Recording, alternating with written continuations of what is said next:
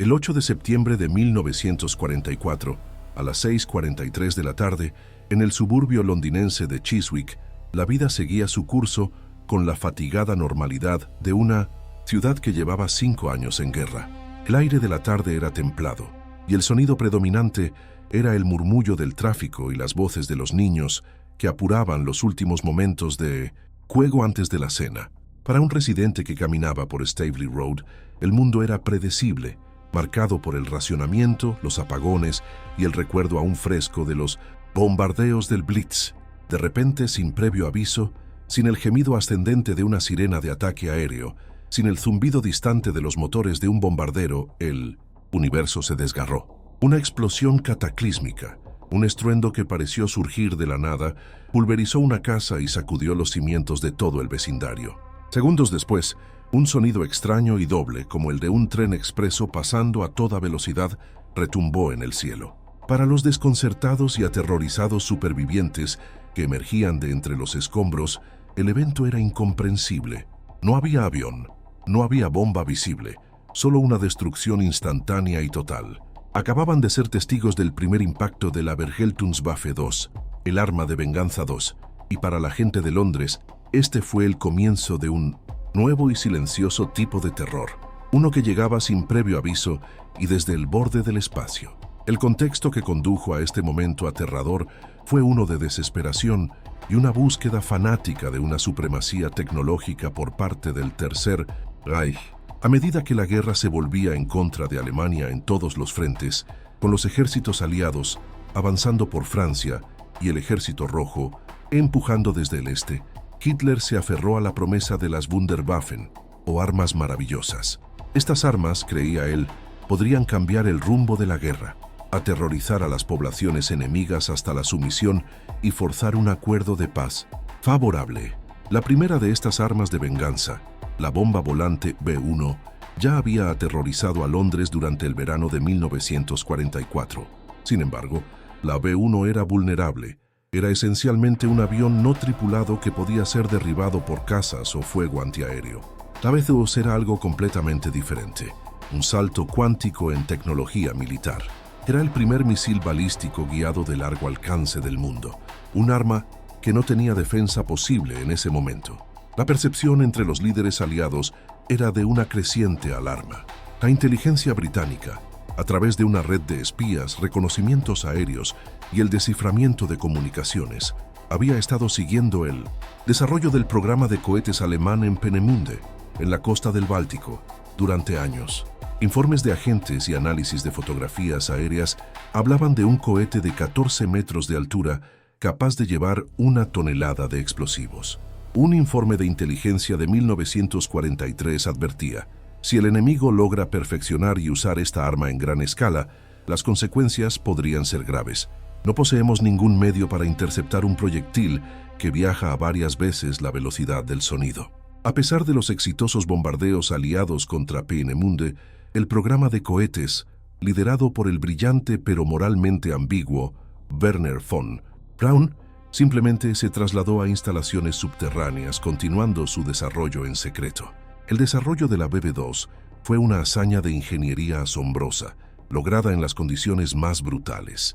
El cohete era un dispositivo increíblemente complejo, que requería avances en propulsión de cohetes de combustible líquido, sistemas de guía inercial y aerodinámica de alta velocidad. Sin embargo, esta maravilla tecnológica fue construida sobre una base de sufrimiento humano indescriptible. Después de los bombardeos de Peenemünde, la producción se trasladó a la fábrica subterránea de Mittelberg, cerca del campo de concentración de Mimmesinto, Dora Mittelbau. Allí, miles de prisioneros de toda Europa fueron forzados a trabajar en condiciones inhumanas, ensamblando los cohetes en túneles oscuros y sin ventilación.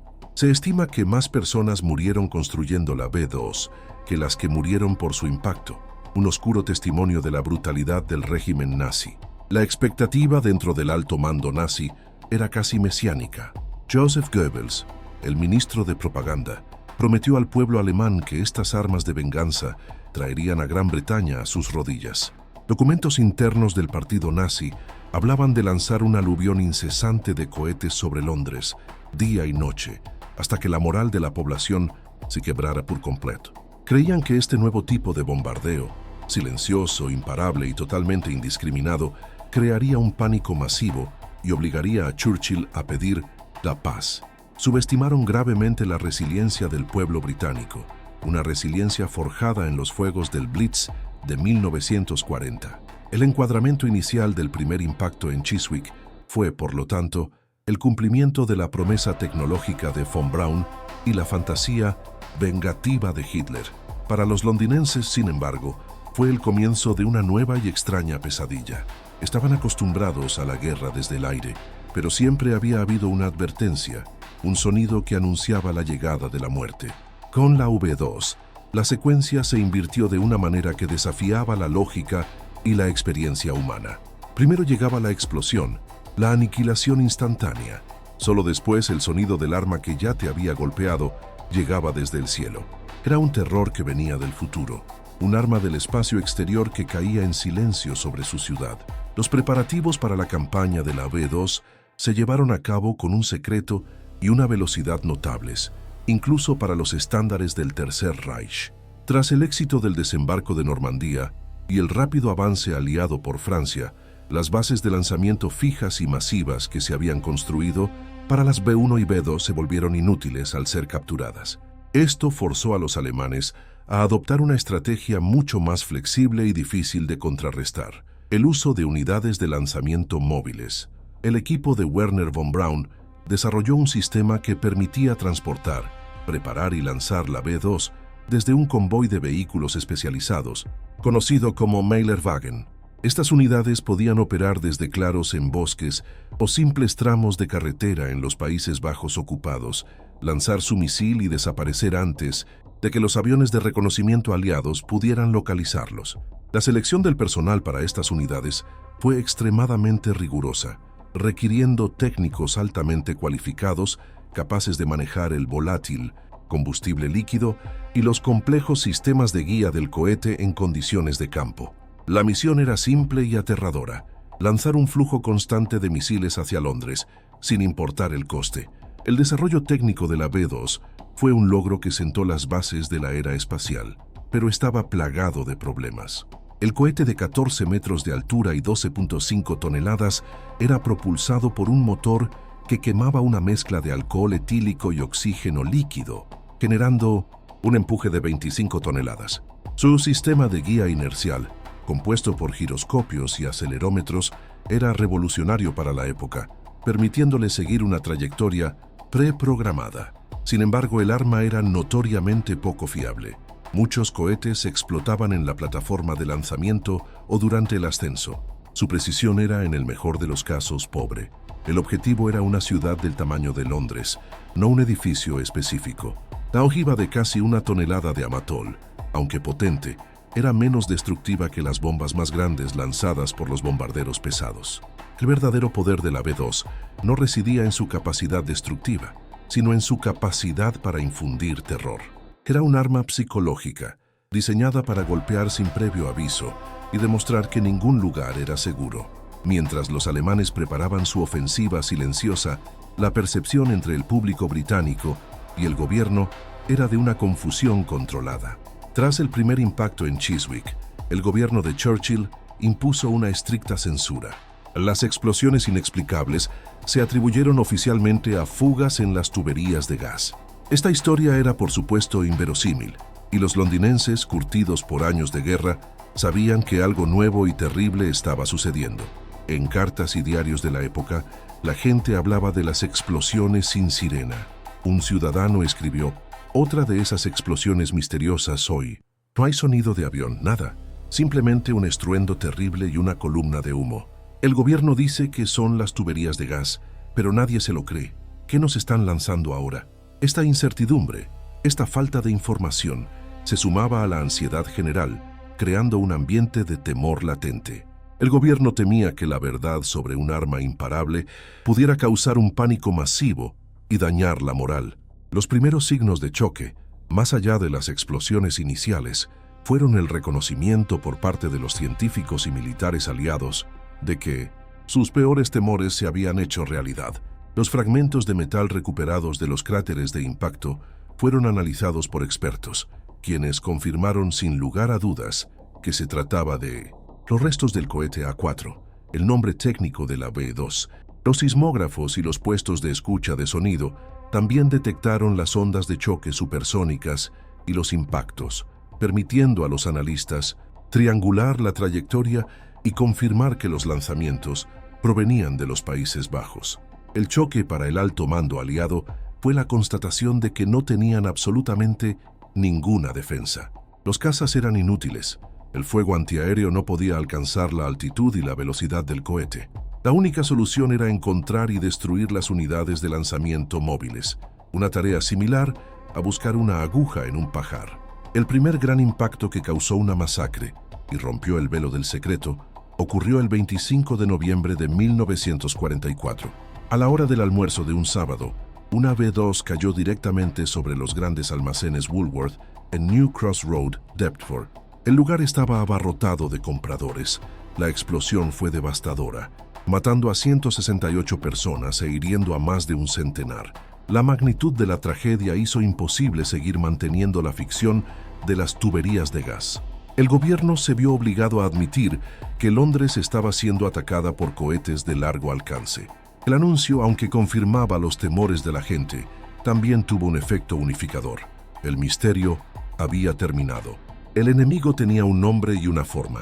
Para los londinenses, la respuesta no fue el pánico que Hitler esperaba, sino una sombría y desafiante determinación de resistir, como lo habían hecho. Durante el Blitz, la batalla de Londres había entrado en su fase final y más extraña. El desarrollo del momento decisivo de la campaña de la BD2 no fue una única batalla, sino una guerra de nervios que se libró durante el frío y oscuro invierno de 1944-1945. Los preparativos de los alemanes se centraron en aumentar la cadencia de fuego. Se establecieron múltiples baterías de lanzamiento móviles en los bosques alrededor de La Haya, en los Países Bajos. La planificación de los lanzamientos era un proceso continuo. Los equipos meteorológicos proporcionaban datos sobre los vientos en la alta atmósfera para ajustar las trayectorias, y los equipos de inteligencia intentaban evaluar el daño y el pánico causados en Londres para informar a Hitler. El sigilo era la principal defensa de estas unidades. Operaban bajo el amparo de la noche o el mal tiempo, y la densa red de carreteras de los Países Bajos les permitía cambiar de posición constantemente, frustrando los esfuerzos de la Real Fuerza Aérea por cazarlos. Para las tripulaciones de los cohetes, era una existencia tensa y surrealista, lanzando armas del futuro desde un paisaje pastoral europeo. Los detalles técnicos de la campaña revelan una operación de una escala impresionante. Entre septiembre de 1944 y marzo de 1945, se lanzaron más de 3.000 cohetes BB-2. De estos, aproximadamente 1.400 fueron dirigidos contra Inglaterra, con la gran mayoría, unos 1.358, impactando en el área metropolitana de Londres. El resto se dirigió a objetivos en el continente, principalmente el puerto de Amberes, que era vital para el suministro aliado. Cada lanzamiento era una apuesta. El proceso de abastecimiento de combustible con oxígeno líquido y alcohol era extremadamente peligroso. Los fallos en el lanzamiento eran comunes. A pesar de su complejidad, el sistema de guía inercial solo podía garantizar que el cohete cayera en un área de varios kilómetros cuadrados. Era por diseño y por limitación técnica un arma de terror indiscriminado, incapaz de atacar objetivos militares precisos. Su único propósito era matar civiles y destruir la moral. Los primeros signos de choque para la población de Londres fueron la adaptación a una nueva y perversa rutina. La ausencia de sirenas significaba que no había advertencia, ni tiempo para buscar refugio. La gente desarrolló un oído agudo para el doble estruendo supersónico que seguía a la explosión, el sonido del arma que ya había golpeado. Este fenómeno antinatural creó una extraña sensación de fatalismo. Si oías el sonido, significaba que habías sobrevivido. Si no lo oías, estabas muerto. La gente comenzó a evitar lugares concurridos como cines, pubs y grandes almacenes. El metro de Londres, que había servido como refugio durante el Blitz, ofrecía ahora poca protección contra un impacto directo. La vida continuaba, pero con una tensión subyacente constante la conciencia de que en cualquier segundo, sin previo aviso, la existencia podía ser borrada. El primer gran esfuerzo de contraataque aliado, denominado Operación Crossbow, se centró en la inteligencia y los ataques aéreos. Aviones de reconocimiento fotográfico volaban misiones diarias sobre los Países Bajos, buscando cualquier signo de actividad de lanzamiento. Caminos, embarrados que conducían a bosques, claros circulares en la hierba causados por el escape del cohete, o los propios convoyes de lanzamiento. Cuando se identificaba un posible sitio, se enviaban cazabombarderos para atacar. Sin embargo, estos ataques tuvieron un éxito muy limitado. Las unidades de B-2 eran expertas en camuflaje y movilidad. A menudo, para cuando los aviones llegaban, el equipo de lanzamiento ya se había ido. Se estima que los ataques aéreos aliados solo lograron destruir un pequeño porcentaje de los cohetes antes de su lanzamiento. La frustración en el alto mando aliado era inmensa. El choque más profundo para el gobierno británico fue la comprensión de que la única manera de detener los ataques era por tierra. La ofensiva de la B-2 añadió una nueva urgencia a la campaña militar aliada en el continente. La captura de los sitios de lanzamiento en los Países Bajos se convirtió en una prioridad estratégica. Esto significaba que los soldados que luchaban en la línea Siegfried y en la batalla de las Ardenas no solo estaban luchando por la liberación de Europa, sino también por la protección de sus familias en casa. La B-2, un arma estratégica, había creado un vínculo directo y tangible entre el frente de batalla y el frente doméstico. Cada kilómetro que avanzaba el ejército aliado en los Países Bajos era un kilómetro de seguridad ganado para la gente de Londres. La carrera para silenciar a la V-2 se había convertido en una carrera terrestre. El clímax de la campaña de terror de la B-2 contra Londres no fue un único evento explosivo, sino una guerra de desgaste psicológico que alcanzó su punto álgido durante los meses más oscuros del invierno de 1944-1945. La narrativa cinematográfica de este periodo es una detención silenciosa y muerte súbita. Imaginen una escena en un pub londinense. La gente ríe, bebe cerveza tibia, tratando de encontrar un momento de normalidad. De repente, las ventanas estallan hacia adentro. El edificio se sacude violentamente y el aire se llena de polvo y gritos. No hubo sirena, no hubo zumbido de un motor, solo la aniquilación instantánea. Este fue el evento principal, repetido una y otra vez, a veces varias veces al día. El clímax fue la acumulación de estos momentos, la comprensión gradual y aterradora de que no había ningún lugar seguro, ni de día ni de noche. La revuelta en la guerra aérea fue completa. Por primera vez un arma podía atacar una ciudad importante desde el extranjero sin que hubiera ninguna posibilidad de defensa o interceptación. El impacto inmediato fue una nueva ola de evacuaciones, especialmente de niños, similar a la que se vio al comienzo de la guerra. Aunque el gobierno no lo ordenó oficialmente, muchos padres tomaron la decisión de enviar a sus hijos al campo, lejos del blanco indiscriminado que era Londres. La ciudad, que había comenzado a recuperar algo de su vitalidad después de la amenaza de la OV-1, volvió a sumirse en un estado de sitio. La asistencia a escuelas, teatros y eventos públicos disminuyó drásticamente. Sin embargo, el pánico masivo que Hitler había anticipado nunca se materializó. En cambio, la respuesta fue una ira fría y una determinación sombría. La naturaleza impersonal e indiscriminada del ataque, en lugar de quebrar la moral, la endureció. La B-2 no era un enemigo al que se pudiera odiar cara a cara, sino una fuerza maligna y abstracta, y la única respuesta era seguir adelante. Las estadísticas impactantes de la campaña de la B-2 revelan la escala de la tragedia, aunque no logran capturar el terror psicológico. Durante los 7 meses de la ofensiva, los cohetes B-2 mataron a aproximadamente 2.754 personas en Londres e hirieron gravemente a más de 6.500. Un solo cohete podía destruir o dañar cientos de casas en un radio considerable. El impacto del 27 de marzo de 1945 en Hughes Mansions, Stepney, fue el último en golpear Londres y uno de los más mortales, matando a 134 personas. Aunque el número total de víctimas fue significativamente menor que el del Blitz, el impacto psicológico por víctima fue mucho mayor debido a la falta total de advertencia, Cada víctima era un recordatorio de la impotencia de la ciudad. La narrativa del evento principal también incluye la historia de los que lucharon en la sombra. Los científicos británicos, liderados por el brillante R.B. Jones, trabajaron incansablemente para entender el arma y encontrar alguna forma de contrarrestarla. Desplegaron cámaras y micrófonos por todo el sureste de Inglaterra para rastrear los impactos y calcular las trayectorias, proporcionando datos cruciales para los esfuerzos de bombardeo. En un audaz y brillante acto de desinformación, la inteligencia británica, utilizando su red de agentes dobles del sistema de la doble cruz, comenzó a enviar informes falsos a Alemania.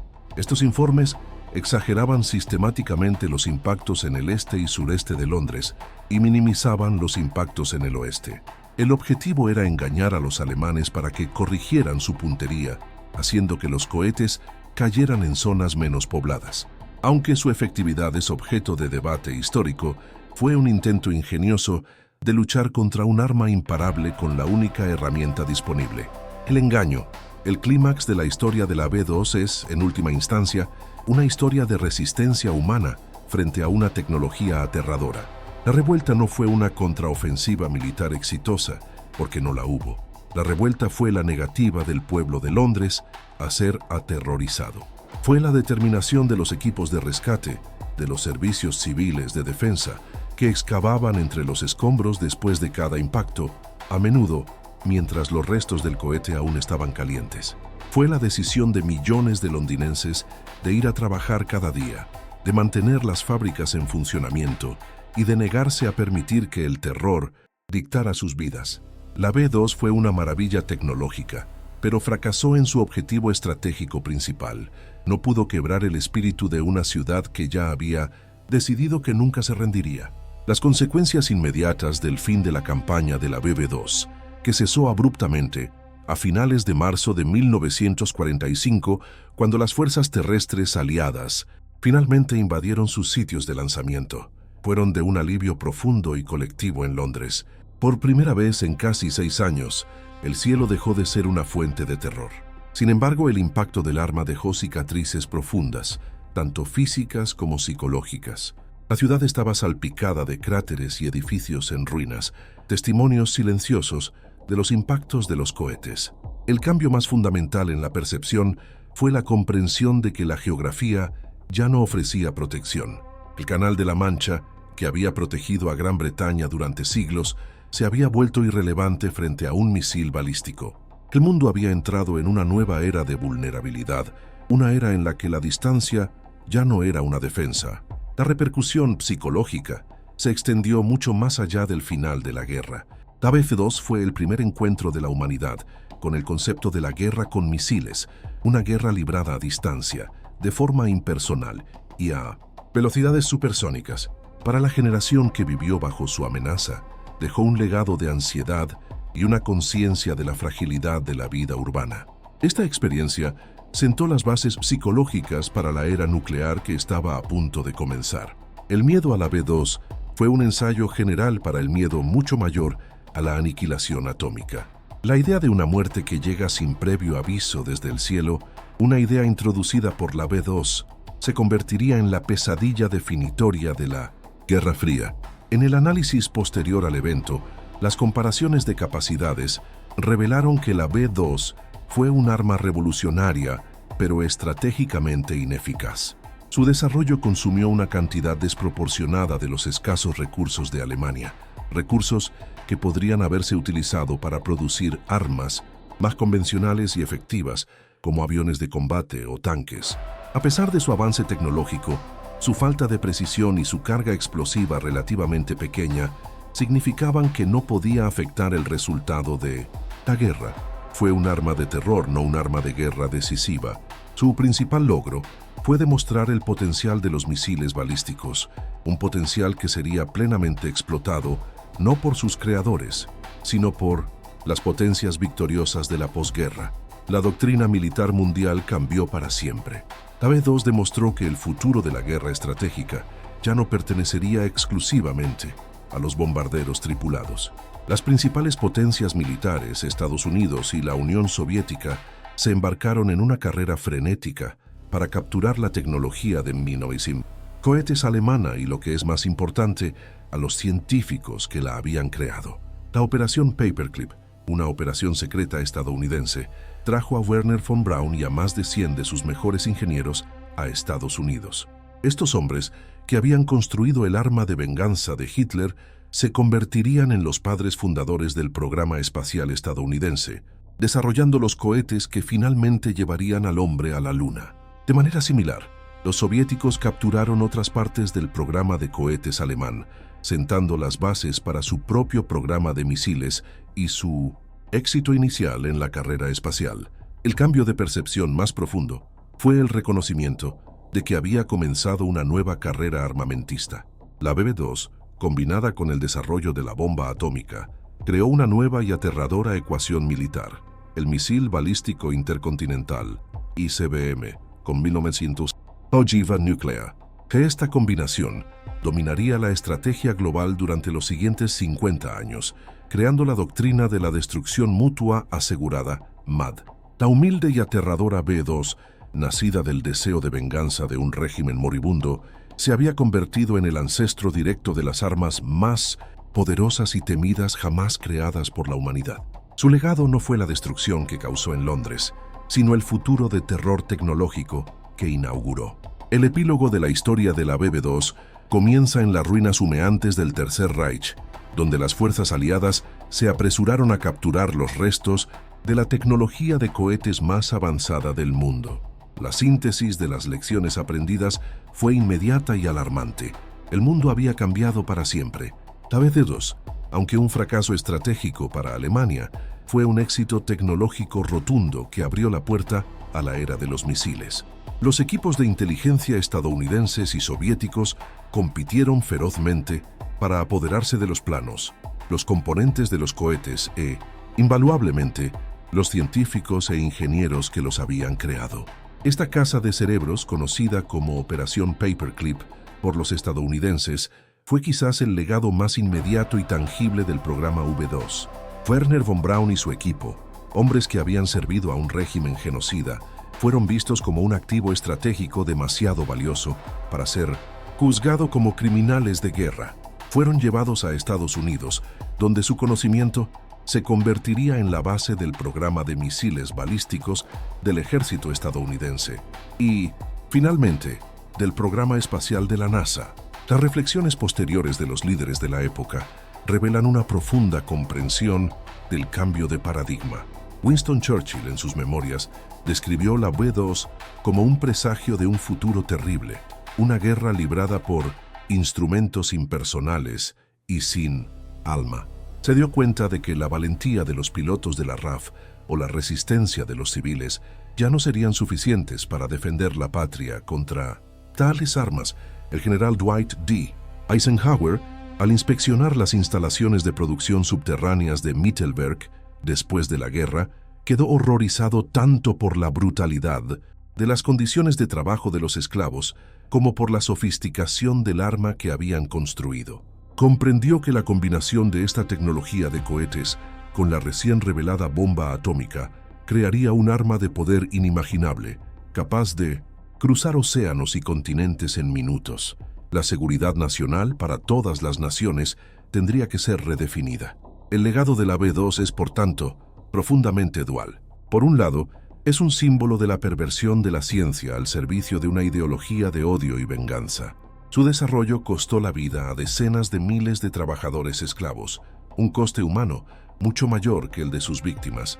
Representa la capacidad de la brillantez científica para ser divorciada de la responsabilidad moral. Por otro lado, es innegable que la B-2 fue el punto de partida de la exploración espacial.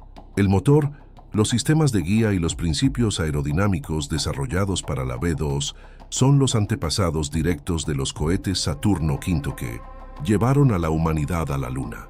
Este legado paradójico, nacer del terror para alcanzar las estrellas, es una de las ironías más profundas del siglo XX. La confrontación entre la BP-2 y Londres dejó una marca indeleble en la planificación urbana y la defensa civil. La experiencia demostró la vulnerabilidad de las grandes ciudades a los ataques con misiles. En la era de la posguerra, Los gobiernos de todo el mundo comenzaron a desarrollar planes para la dispersión de la industria y la población y a construir vastos sistemas de refugios antiaéreos y de defensa civil en preparación para una futura guerra de misiles que ahora se asumía que sería nuclear. La B-2 enseñó la aterradora lección de que en la próxima guerra no habría frente de batalla. Todos en todas partes serían un objetivo potencial. La distinción entre soldado y civil, ya erosionada por los bombardeos aéreos, fue borrada por completo por el misil balístico. Finalmente, la historia de la B-2 es una narrativa de cómo una búsqueda de venganza militar condujo a una revolución tecnológica involuntaria. Hitler quería un arma para castigar a Londres, pero lo que obtuvo fue el prototipo de la era espacial y la Guerra Fría. El fracaso de la B-2 como arma estratégica para ganar la guerra fue total. No cambió el resultado ni por un día. Sin embargo, su éxito como catalizador tecnológico fue absoluto. Demostró al mundo lo que era posible, para bien y para mal. El silencio aterrador que la B-2 trajo a los cielos de Londres en 1944 fue el prólogo silencioso de medio siglo de confrontación nuclear y el preludio del viaje de la humanidad más allá de su propio planeta. Tras el final de la guerra, la doctrina militar de las potencias victoriosas se reescribió por completo a la luz de las dos tecnologías que definieron el final del conflicto, el misil balístico y la bomba atómica. La B-2, que había sido un arma de terror táctico, se convirtió en el modelo conceptual para el arma estratégica definitiva, el misil balístico, intercontinental o ICBM. El cambio en la percepción fue radical. Los ejércitos, las armadas y las fuerzas aéreas tradicionales, aunque todavía importantes, fueron eclipsados por la nueva primacía del poder de los missiles. La estrategia ya no se centraba en ganar batallas en el campo, sino en disuadir al adversario de iniciar una guerra en primer lugar, bajo la amenaza de una aniquilación instantánea y total.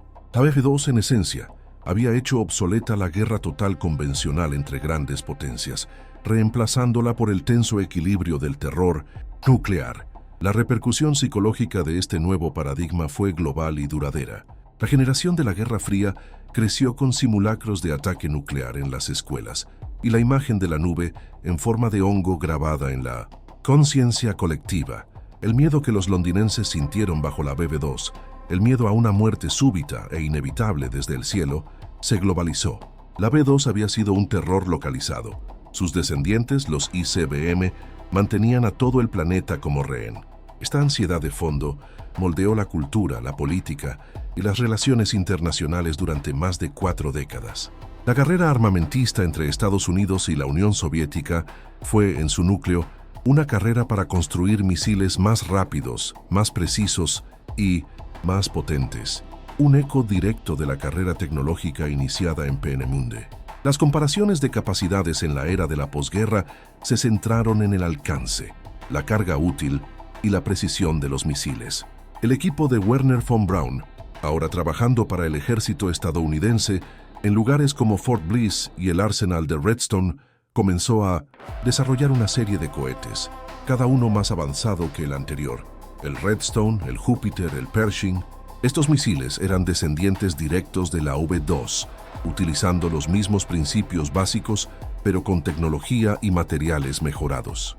Del mismo modo, en la Unión Soviética, los ingenieros que trabajaron con la tecnología B-2 capturada bajo el liderazgo de Sergei Korolev desarrollaron su propia línea de misiles, que culminó en el R-7 Semyorka, el cohete que lanzó el Sputnik y a Yuri Gagarin al espacio, y que también sirvió como el primer ICBM del mundo.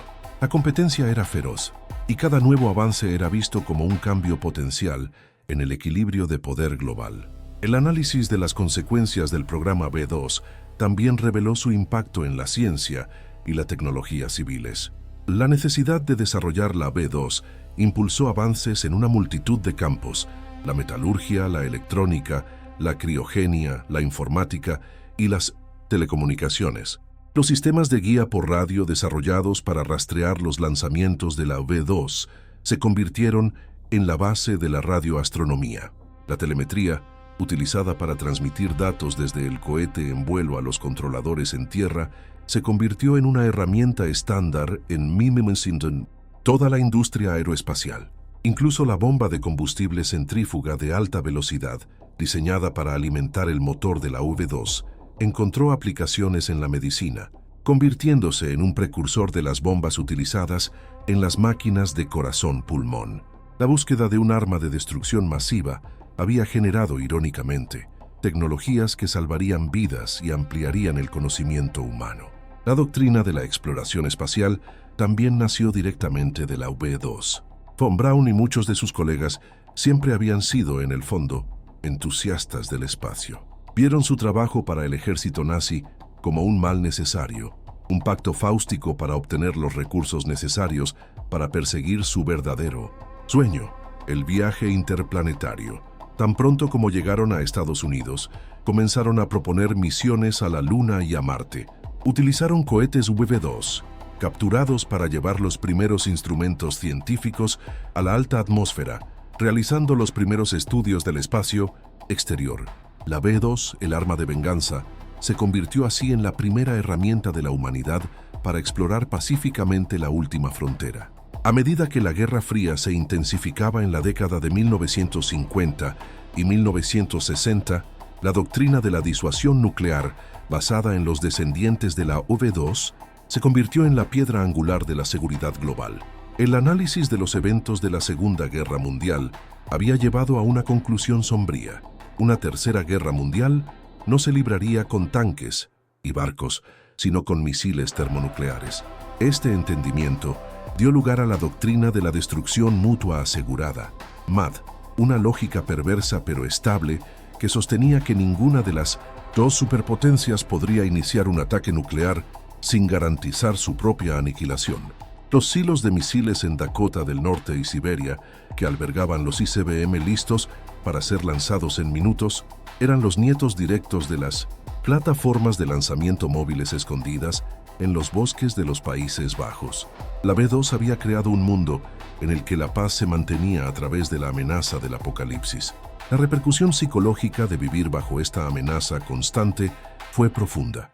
La brecha de los misiles, una percepción en la década de 1950 de que la Unión Soviética tenía una ventaja en el número de misiles, dominó la política estadounidense y alimentó la carrera armamentista. La crisis de los misiles de Cuba en 1962 fue el momento en que el mundo se asomó al abismo.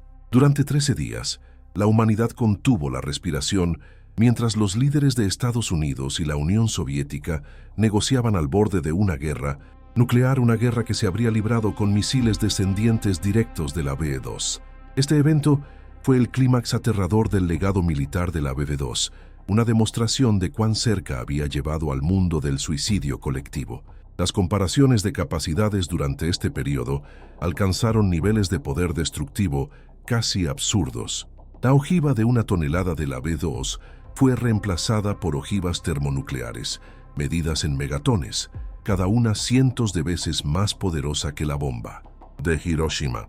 La precisión, que en la V-2 se medía en kilómetros, ahora se medía en cientos de metros, lo que permitía a los misiles atacar silos de misiles enemigos endurecidos.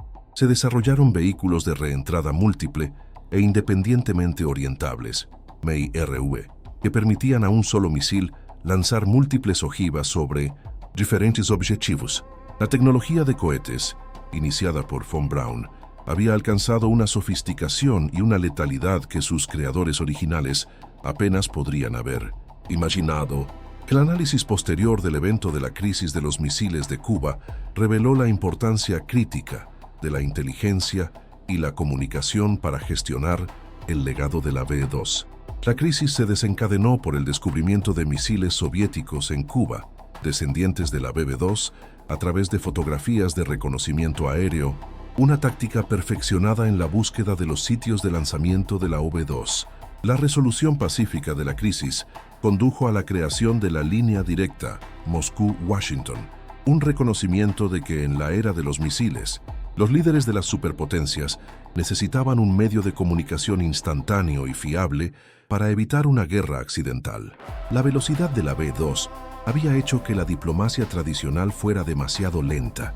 Se necesitaban nuevas herramientas para gestionar un mundo que vivía a 30 minutos de la aniquilación. La doctrina de la no proliferación nuclear también surgió como una consecuencia directa del legado de la BB-2. Las principales potencias nucleares, habiendo creado este poder aterrador, se dieron cuenta de que su propagación a otras naciones aumentaría exponencialmente el riesgo de una guerra nuclear. El Tratado de No Proliferación Nuclear TNP de 1968 fue un intento de limitar la propagación de las armas nucleares y la tecnología de misiles balísticos.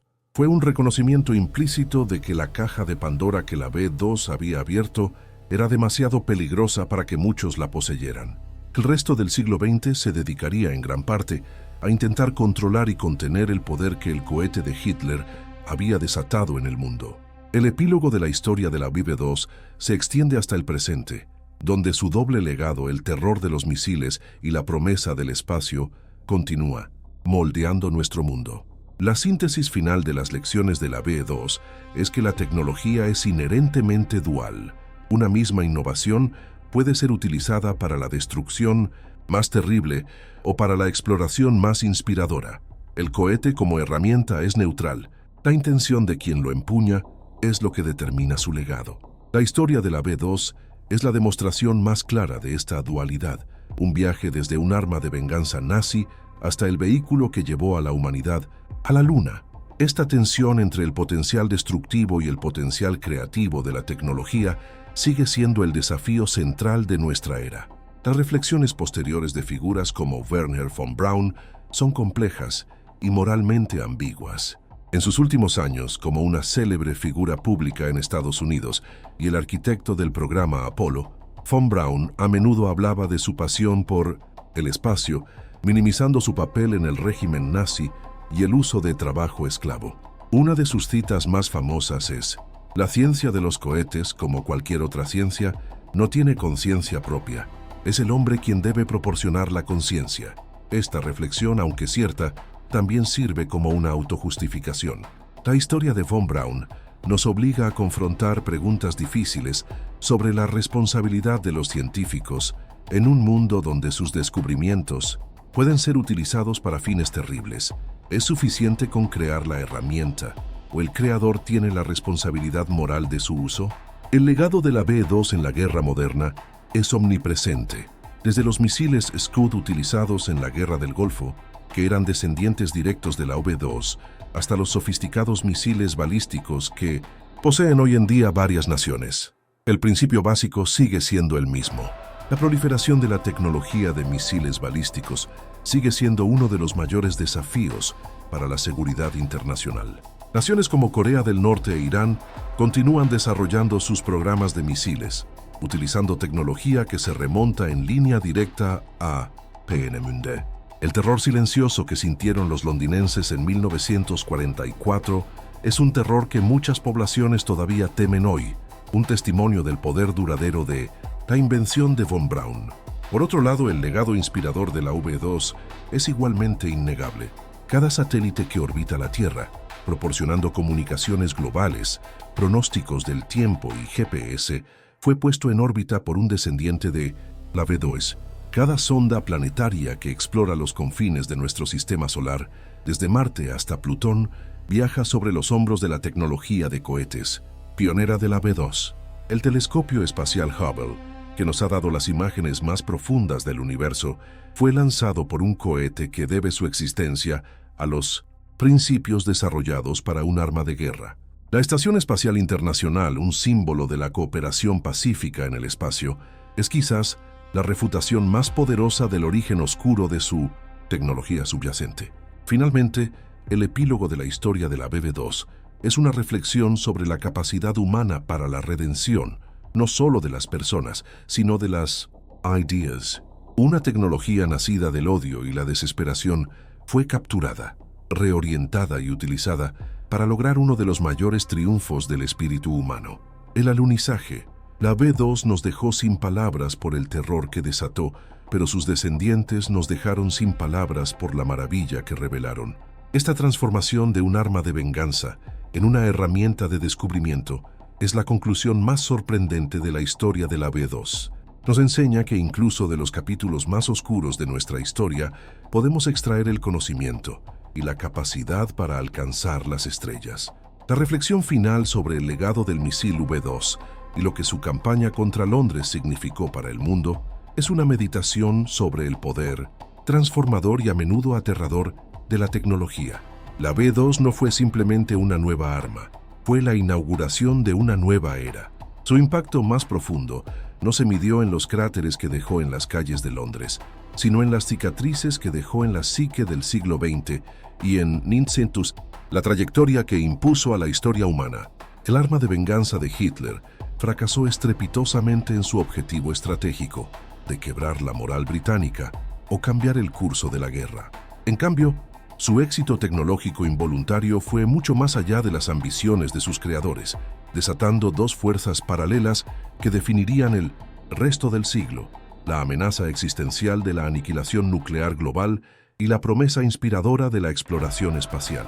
La historia de la V2 es la crónica de cómo una sola invención, nacida del odio y la desesperación de un régimen moribundo, se convirtió en el catalizador de los mayores temores y los más nobles sueños de la humanidad.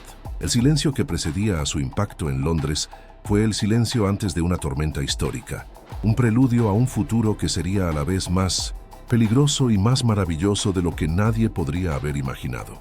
Las lecciones aprendidas de esta saga son complejas y perdurables. La primera es la constatación de que la superioridad tecnológica, por sí sola, no garantiza la victoria militar. El Tercer Reich poseía el arma más avanzada del mundo, pero carecía de la capacidad industrial, los recursos y la estrategia coherente para utilizarla eficazmente. La V2 fue una maravilla de la ingeniería desplegada en un vacío estratégico, un testimonio de la obsesión de Hitler por las armas milagrosas en 1900, lugar de una producción de guerra sostenible. Demostró que una nación puede ganar la batalla de la innovación, pero perder la guerra de la producción y la logística, una lección que el poderío industrial de los aliados ya estaba demostrando en todos los frentes. La segunda lección, más profunda, es sobre la naturaleza de la propia tecnología. La V2 nos enseñó que el progreso científico es una fuerza ambivalente, indiferente a la moralidad humana.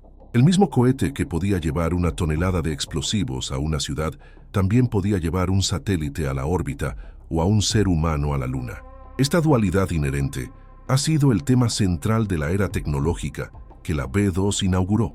La energía atómica, la informática, la genética, cada gran avance tecnológico desde entonces ha llegado con la misma doble promesa de utopía y apocalipsis. La V2 fue el primer y más crudo ejemplo de este pacto fáustico moderno, obligando a la humanidad a confrontar la pregunta de si su sabiduría podría seguir el ritmo de su ingenio. El legado de la V2 se manifiesta en dos caminos divergentes que se originaron en las instalaciones de Peenemünde. El primer camino condujo directamente a la Guerra Fría. Los misiles balísticos intercontinentales, descendientes directos de la V2, se convirtieron en los principales vectores de la aniquilación nuclear. La lógica de la destrucción mutua asegurada, que mantuvo una paz precaria durante décadas, se basaba enteramente en la velocidad y la inevitabilidad del ataque con misiles, características demostradas por primera vez por la V2. La crisis de los misiles de Cuba, el momento en que el mundo estuvo más cerca de la autodestrucción, fue una confrontación directa entre los herederos de la V2. El miedo latente a una guerra nuclear que definió a generaciones enteras fue la sombra global del terror localizado que sintieron los londinenses. Este legado de miedo y disuasión, aunque ha disminuido desde el final de la Guerra Fría, persiste en la continua amenaza de la proliferación de misiles en el siglo XXI. El segundo camino, sin embargo, condujo hacia las estrellas. Wernher von Braun y su equipo, los padres de la V2, se convirtieron en los arquitectos del programa espacial estadounidense. Utilizaron su conocimiento, forjado para la guerra, para cumplir un sueño ancestral de la humanidad. El cohete Saturno V, la máquina más poderosa jamás construida, que llevó a los astronautas del Apolo a la Luna, era el descendiente lejano pero reconocible de la V2. Cada componente, desde sus potentes motores hasta sus sistemas de guía inercial, tenía sus raíces en el programa de cohetes alemán. Esta trayectoria, desde un arma de terror hasta un vehículo de exploración, es quizás la mayor ironía de la historia de la tecnología. Simboliza la capacidad humana para la redención, no solo de las personas, sino de las ideas mismas. Una tecnología creada para infligir la máxima desesperación fue reapropiada para lograr uno de los triunfos más esperanzadores de la especie. En conclusión, lo que los misiles B-2 le hicieron a Londres fue mucho más que matar a casi 3.000 personas y dejar sin palabras a una ciudad con su terror silencioso. Lo que realmente hicieron fue catapultar al mundo, de forma violenta y abrupta, a una nueva era. Demostraron que ninguna ciudad, ninguna nación podía considerarse ya una isla segura. Borraron las viejas certezas de la geografía y el tiempo y las reemplazaron por la nueva y aterradora matemática de las trayectorias balísticas. Pero en el mismo acto de desatar este terror, también desataron una posibilidad imprevista. Abrieron la puerta al espacio exterior, no solo como un nuevo campo de batalla, sino como una nueva frontera para la exploración y el descubrimiento. El legado final de la B-2 es esta profunda y perdurable dualidad. Nos dejó un mundo permanentemente consciente de su propia fragilidad, un mundo que vive con la capacidad de autodestruirse en cuestión de minutos. Pero también nos dio las herramientas para trascender ese mundo, para mirar hacia arriba y alcanzar los cielos, no con la intención de la venganza, sino con el espíritu del descubrimiento. La B-2 nos dejó sin palabras por el horror que causó, pero sus descendientes nos dejaron sin palabras por la maravilla que revelaron, un eco duradero de la explosión que una tarde de septiembre en Londres cambió el futuro para siempre.